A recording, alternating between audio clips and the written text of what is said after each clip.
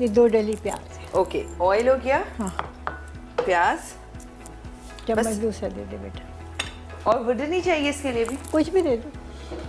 चलें अब आपको हाँ, वुडन, ये ले। आपा को वैसे वुडन ज़्यादा अच्छा लगता है हाँ, इसे मतलब इससे खाने में मज़ा आता है। लकड़ी से। सिर्फ पूरी ऐसी चीज़ है जो स्टील के चम्मच से बहुत अच्छी होती है, और चावल, ये 2 चीज़ें आप स्टील के चम्मच से पकाएं। बाकी हर चीज़ आप लकड़ी के चम्मच से पकाएं, उसका मज़ा ही और है। अच्छा, इसलिए तो कहते हैं वो हांडी में बने चावल खाने लकड़ी के चम्मच से नरम हो जाते हैं, स्टील के चम्मच से बिखरे रहते हैं। अच्छा, तो चावल हाँ, में भी वो ही। पूरी स्टील के चम्मच से फूलती है, लकड़ी के चम्मच से बैठ जाती है।